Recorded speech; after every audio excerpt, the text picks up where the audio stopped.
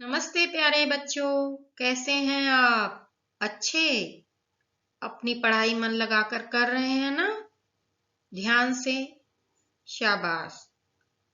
तो चलिए आज हम सब मिलकर नदी का सफर कैसा होता है इसके बारे में पढ़ते हैं। कठिन शब्दार्थ। उद्गम, जहां से नदी निकलती है। ढाल, ढलान। सैलानी, सैर करने वाला। मुहाना, नदी का मुख। विसर्ग, घुमावदार। मछुआरे, मछली पकड़ने वाले। किसी भी नदी की शुरुआत ऊंचे स्थानों या पहाड़ों से होती है। नदी में पानी झरने से, झील से, बारिश से या फिर हिम के पिघलने से आता है। हिम यानी बर्फ। पानी यहां से ढाल के साथ नीचे की ओर बहता है। नदी की शुरुआत एक पतली धारा के रूप में होती है।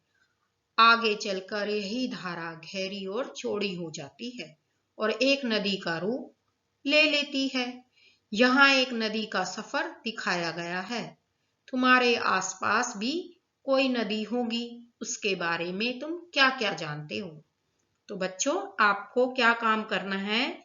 आपके शहर में या आपकी गांव की भी कोई नदी है, उसके बारे में लिखिए, उसका नाम लिखिए और उसके बारे में कुछ वाक्य भी लिखिए।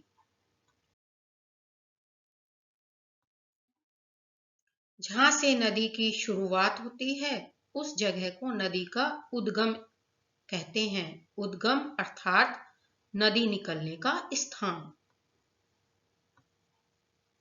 पहाड़ी क्षेत्र में ढाल अधिक होने के कारण नदी का बहाव तेज होता है, जिससे नदी गहरी घाटी अर्थात वी आकार की घाटी बनाती है।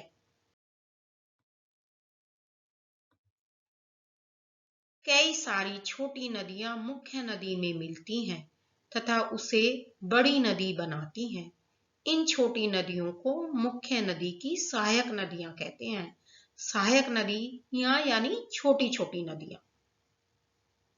नदी पत्थर चट्टानों से टकराकर और तेज बहती है।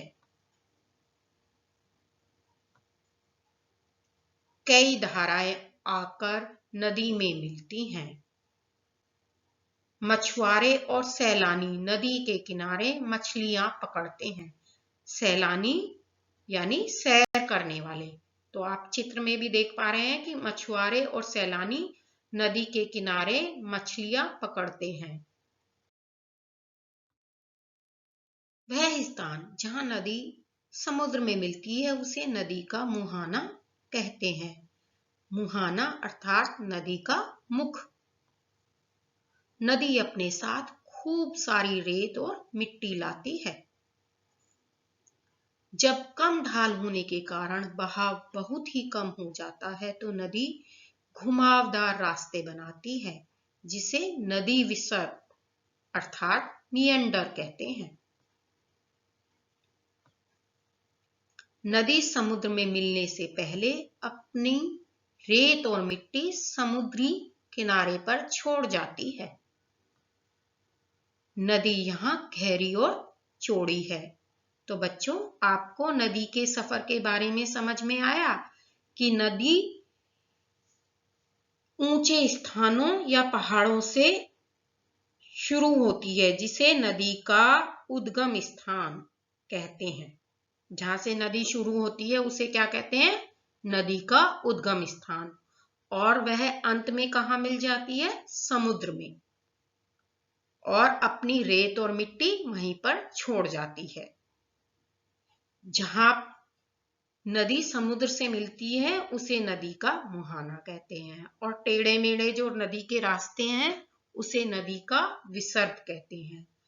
कुछ नदियां छोटी होती हैं, छोटी छोटी नदियों को सहायक नदी कहते हैं। और जब ये छोटी छोटी नदियां बड़ी नदी में मिलती हैं तो उस एक नदी को बड़ी नदी बना देती हैं। एक ऐसी ही बड़ी नदी के नाम बताइए, सोचिए। जैसे गंगा नदी और दिल्ली शहर में कौन सी नदी बहती है? यमुना नदी। तो बच्चों, आपको एक काम करना है, कोई भी नदी जिसके बारे में आप जानते हैं, या तो आपके शहर की नदी है, यमुना नदी भी हो सकती है, गंगा नदी भी हो सकती है, या आपके गांव की कोई भी जानी पहचानी नदी, उसके बारे में पता करना है और उसके बारे में कुछ वाक्य लिखने हैं। तो मेरे प्यारे बच्चों, ऐसे ही पढ़ते रहिए, मन लगाकर अपना काम करते रहिए और सदैव अच्छी बातें सीखते रहिए और आगे बढ़ते रहिए। धन्यवाद प्यारे बच्चों।